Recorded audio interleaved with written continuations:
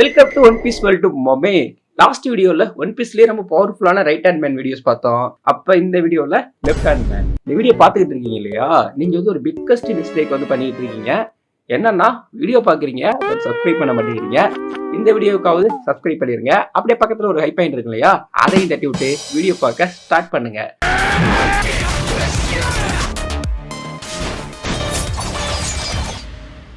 இந்த வீடியோல ஒரு சில யூனிக்கான கேரக்டர்ஸ் வந்து இருக்கும். யூனிக் மீன்ஸ் எப்படின்னு நான் சொல்றேன்னா, அந்த கேரக்டரை பார்த்துருப்பீங்க பட் பெருசா ஐடென்டிஃபை பண்ணிருக்க மாட்டீங்க. ஸோ அந்த மாதிரியான ஒரு சில கேரக்டர்ஸ் எல்லாம் இந்த வீடியோல வந்து இருக்கு.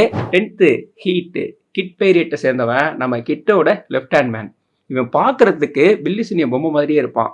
அங்கங்க ஸ்டிச் வந்து இருக்கும். இவனை ஃபர்ஸ்ட் நம்ம எங்க பார்க்கலாம்னா சாபோடியில வந்து பார்க்கலாம். அங்கேயே ரேலியோட ஹாக்கி இருக்கு இல்லையா, அதுல வந்து பெருசா அஃபெக்ட் ஆயிருக்க மாட்டான். இவனோட டியூரபிலிட்டி ஓரளவுக்கு வந்து இருக்கு. அதே மாதிரி பாசிட்டிவிஸ்டா இருக்கு இல்லையா, அதுக்கு அகைன்ஸ்டாவும் சண்டையை போட்டிருப்பான். அப்படி சண்டையை போடுறப்போ 2 ஸ்வாடை வந்து யூஸ் பண்ணியிருப்பான். அதுதான் இவனோட யூனிக்னஸ். ஆனா அது கிடையாது, அதை தாண்டி ஒன்று இருக்கு. ஃபயர் பேஸ் பண்ண அட்டாக் எல்லாம் வந்து இவன் யூஸ் பண்ணுவான். ஃபயரை இவனால சுவாசிக்க முடியும்.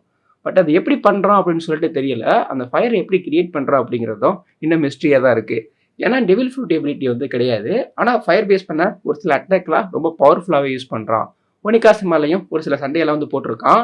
இவன் கிட்ட இருக்கான் இல்லையா, கிட்டுக்கு ரொம்ப ரொம்ப லாயலாக இருந்துகிட்டு இருக்கான். 9th கோட்டி ஃபயர் டேங்க் பைரேட்டை சேர்ந்தவன் நம்ம பேஜ் இருக்கான் இல்லையா, அவனோட லெஃப்ட் ஹேண்ட் மேன். இப்போ பார்க்கறதுக்கு கொஞ்சம் ஜெய்சாண்டிக்காக தான் இருப்பான். இவனை எப்போ நம்ம பார்க்கலாம்னா, ஸ்ட்ரா ஹெட்டுக்கும் நம்ம பேஜுக்கும் ஒரு மீட்டிங் நடக்கும் இல்லையா, அப்போதைக்கே இவனை வந்து நம்ம பார்க்கலாம். உட்கார்ந்து இருந்திருப்பான். ஆளை பயமுறுத்துற மாதிரியான ஒரு லுக்குல தான் வந்து இவன் இருப்பான். இவனோட பவர்ங்கிறது என்னன்னா டெவில் ஃப்ரூட் பவர் கிடையாது. இவன் மாஃபியாவை சேர்ந்தவன். ஒருத்தவங்களை டார்ச்சர் பண்றதுலாம் இவன் வேற லெவலு. இவனோட ரைட் ஹேண்ட் இருக்கு இல்லையா, அதை பயோனிக் கண்டாவே மாத்தி வச்சிருந்திருப்பான். ஸோ அதுல இருந்து ரேபிட்டா அவனால புல்லட் வந்து ஷூட் பண்ணிட்டே இருக்க முடியும். இவனோட டியூரபிலிட்டியும் ஹையா தான் இருக்கு. அதுக்கப்புறமா ஹெவி வெப்பன் இருக்கு இல்லையா, இதை ஹேண்டில் பண்றதுல இவன்கிட்ட செம்ம ஸ்கில் இருக்கு. லான்சர் மாதிரியான ரொம்ப பவர்ஃபுல்லான அட்டாக்லாம் வந்து யூஸ் பண்ணுவான். நம்ம பிக்மம் பைரேட் இருக்காங்க இல்லையா, அவங்களுக்கு அகேன்ஸ்டா சண்டே போட்டிருப்பான். நம்ம பேஜ் இருக்கான் இல்லையா, அவனே ரொம்ப யூனிக்கான ஒரு கேரக்டர் தான். அவன் வந்து கேங்ஸ்டர் வேற, அவனுக்கு இவன் ரொம்ப ரொம்ப லாயலா இருக்கான். 8th ஜீன் பார்ட் ஹார்ட் பைரேட்டை சேர்ந்தவன் நம்ம லாவோட லெஃப்ட் ஹேண்ட் மேன். இவன் லாவுக்கு ரொம்ப ரொம்ப லாயலா இருக்கான். இவனை ஃபர்ஸ்ட் எங்க பார்க்கலாம்னா சாபோடியில வந்து பார்க்கலாம். ஸோ அங்க வந்து தரமான சண்டையை போட்டுக்கிட்டு இருந்தானா, அப்படி கிடையாது, அங்க வந்து ஸ்லேவ் ஆக்கி வச்சிருந்திருப்பானுங்க. ஆனா இவர் இதுக்கு முன்னாடி ஒரு பைரேட் குரூவோட கேப்டன் நடந்திருப்பாரு. அது லாவுக்கு தெரிஞ்சிருக்கும். அதனால அவர் ரெகக்னைஸ் பண்ணி அவனை வந்து இவனோட பைரேட் குரூவ்ல சேர்த்திருந்திருப்பான். இவனோட பெரிய பிளஸ்ங்கிறது இவனோட ஸ்ட்ரென்த் தான். ஒரே பஞ்சிலேயே ஒரு பிரிட்ஜ் அவனால டிஸ்ட்ராய்ட் பண்ண முடியும். ஸோ அதுக்கப்புறமா சண்டை போடுறப்ப எங்கேயாவது அதிகமான எனர்ஜி தேவைப்படுது, ஸ்ட்ரென்த் தேவைப்படுதுன்னா இவனை முன்னாடி கொண்டாந்து நிப்பாட்டிடுவானுங்க. இவன் தான் ஹார்ட் பீரியட் இருக்காங்க இல்லையா, அவங்களோட சீல்டாவும் இருந்துகிட்டு இருக்கான். எப்படின்னா வானகர் இருக்கார்ல, அவர் வந்து ஒரு பவர்ஃபுல்லான ஷூட்டை வந்து போடுறப்போ இவனை முன்னாடி நிப்பாட்டி அதை ஸ்டாப் பண்ணுவானுங்க. இந்த மாதிரி ஹார்ட் பீரியட்டுக்கு ஏதாவது ஒன்று நடந்ததுன்னா இவன் தான் சீல்டா இருக்கான். இவனோட ஃபுல் பவர் வந்து நம்ம பார்க்கல. பட் இவன் லாவுக்கு ரொம்ப ரொம்ப லாயலா இருந்துட்டு இருக்கான். 7th வின்ஸ்மோக் இஜிஜி நம்ம சாஞ்சியோட பிரதர் தான் ஜெர்மா 66. இந்த ஜெர்மா 66 இருக்காங்க இல்லையா, இவங்க டெக்னாலஜியை வேற லெவலில் யூஸ் பண்ணுவாங்க. இவன் பிறக்கிறப்பவே இவனோட டிஎன்ஏ வந்து சேஞ்ச் பண்ணியிருப்பானுங்க இல்லையா, ஸோ அதனால அவனுக்கு நிறைய பெனிஃபிட்ஸ் இருக்கு.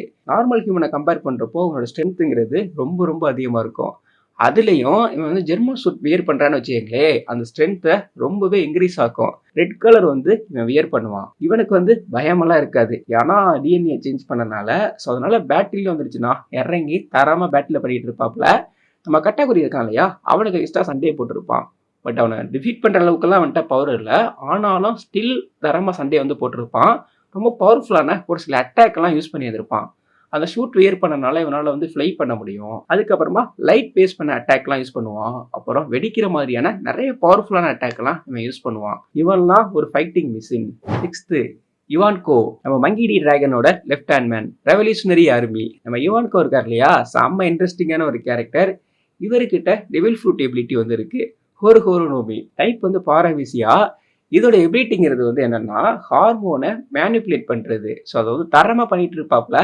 ஒரு பையனை அவரால் பொண்ணா மாற்ற முடியும், பொண்ணையும் பையனா மாற்ற முடியும். அதுவும் ரொம்ப கம்மியான டைம்லயே. இவரால் அவரோட பாடி பார்ட் இருக்கு இல்லையா, அதில் பர்டிகுலரான ஒரு பார்ட்டை கூட பெருசாக்க முடியும், சின்னதாக்க முடியும். ஸோ அப்படிதான் அவரோட தலையை வந்து ரொம்ப பெருசாக்கி வச்சிருப்பாரு. இவர் வந்து ஒரு டாக்டரும் கூட. நம்ம பாய்சன் பேஸ் பண்ண அட்டாக்லேருந்து இவரால் வந்து ஹீல் பண்ண முடியும். அதுக்கப்புறமா ஒருத்தவங்களுக்கு ரொம்ப பெயினா இருக்குன்னா, அந்த பெயின டோட்டலா எடுத்துட்டு, அவங்களுக்கு பேட்டில் பண்றதுக்கான ஃபுல் எனர்ஜிய வந்து குடுக்க முடியும். பட் அப்படி குடுக்குறாருன்னா, அதுல நெறைய டேஞ்சர் எல்லாம் இருக்கு. இவரோட சிக்னேச்சர் அட்டாக் வந்து ஒண்ணு இருக்கு. அது வந்து ரொம்ப ரொம்ப பவர்ஃபுல். Death wing. இது எப்படின்னா, அவரோட ஐய வந்து பிளிங்க் பண்ணுவாரு. அது நார்மல் பிளிங்க் கிடையாது. அதுலேருந்து ரொம்ப பவர்ஃபுல்லான ஷாக் வேவ்ஸ் வந்து கிரியேட் ஆகும். அதுல இன்னும் பவர்ஃபுல்லா பண்றப்போ, கேலக்ஸி டெத் விங் வந்து யூஸ் பண்ணுவாரு. அது எப்படின்னா, ஒரே டைம்ல மல்டிபிள் பிளிங்க போடுறது. ஸோ அப்படி இருக்கனால எனிமி இருக்காங்க இல்லையா, இவங்க வந்து ரொம்பவே அஃபெக்ட் ஆவாங்க. இம்பல் டவுன், அதுக்கப்புறமா மெரைன் ஃபோர்டு. ஸோ இந்த 2லயுமே நெறைய தரமான சண்டைய போட்டிருப்பாப்ல. இன்னும் ரெவல்யூஷனரி ஆர்மி வந்து பெருசா பேட்டில் பண்ண ஆரம்பிக்கல. அப்படி ஆரம்பிக்கிறப்போ இவரோட ஃபுல் பவரை நம்மளால பார்க்க முடியும். 5th சிரியு, பிளாக் பியர்டு பைரேட், நம்ம டீச்சோட லெஃப்ட் ஹேண்ட் மேன். இவன் வந்து ஃபர்ஸ்ட் இம்பல் டவுன்ல வார்டனா தான் இருந்திருப்பான். அங்கேயும் நிறைய கொடூரமான சம்பவத்தை பண்ணியிருந்திருப்பான். ரொம்ப கம்மியான டைம்லயே நிறைய அமௌண்ட் ஆஃப் கைதியை வந்து இவன் கில் பண்ணியிருந்திருப்பான். இவன் வந்து ரொம்ப ரொம்ப ஸ்கில்ஃபுல்லான ஸ்போர்ட்ஸ்மேன். இப்போதைக்கு இவன் டெவில் ஃப்ரூட் யூஸராகவும் இருக்கான். இதோட எபிலிட்டிங்கிறது இவனால இன்விசிபிளா மாற முடியும். இவன் மட்டும் கிடையாது, இவன் டச் பண்றான் இல்லையா, ஸோ அவங்களே இன்விசிபிளா மாற்ற முடியும். அப்புறமா குறிப்பிட்ட சரௌண்டிங்கையும் அதே மாதிரி மாற்றுவான். இப்படி மாறனால டக்குன்னு ஒருத்தவங்க வந்து இவனால அட்டாக் பண்ண முடியும். அவங்க வந்து அப்சர்வேஷன் ஆக்கி யூஸரெல்லாம் இல்லாம இருந்தாங்கன்னா அப்பவே மர்கியா சாலா தான் ரொம்ப ரொம்ப கொடூரமானவன். அதுக்கப்புறமா யூஸ் பண்ற ஸ்வாட்மே பவர்ஃபுல். ஆர்மமெண்ட் ஹாக்கி இருக்கு இல்லையா, அதையும் ரொம்ப ஹையா வந்து யூஸ் பண்ணுவான். 4th குயின், பீஸ்ட் பைரேட், நம்ம கைடோவோட left hand man. First queen வந்து எங்க இருந்திருப்பான்னா வேகாபங், அதுக்கப்புறமா நம்ம ஜட்ஜ் இருக்கார் இல்லையா, அவங்களோட ஒர்க் பண்ணியிருப்பான்.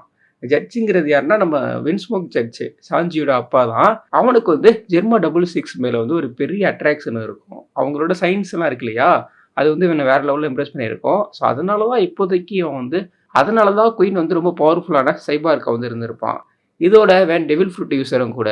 ரியூரியோ நோமி மாடல் வந்து பிரிச்சியோசரஸ். இவனால வந்து ஒரு டைனோசர் மாதிரி மாற முடியும். அப்படி மாறப்போ என்ன ஆகும்னா, நார்மலா அட்டாக் பண்றான் இல்லையா, அதுவே இருந்து டிரான்ஸ்ஃபார்ம் ஆனதுக்கு அப்புறம் அட்டாக் பண்றான்னு வச்சுக்கோங்களேன், அதோட பவருங்கிறது ரொம்பவே இன்க்ரீஸ் ஆகும்.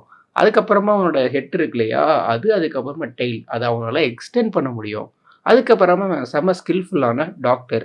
நிறைய அமௌண்ட் ஆஃப் இல்லஸை கிரியேட் பண்ணி அதை ஸ்ப்ரெட் பண்ண முடியும். அதுக்கப்புறமா எலக்ட்ரிக்கல் பேஸ் பண்ண நிறைய அட்டாக் வந்து இவன் யூஸ் பண்ணுவான். ப்ளஸ் இவனால லேசர் பேஸ் பண்ண அட்டாக்கையும் யூஸ் பண்ண முடியும். அதெல்லாம் ஒரு இடத்துல படுறப்போ வெடிக்கும். இவனோட டியூரபிலிட்டி எல்லாம் ரொம்ப ரொம்ப ஹை. கைடோக்கு கீழே ஒர்க் பண்ணுறதுலாம் ஈஸியான ஒன்று கிடையாது.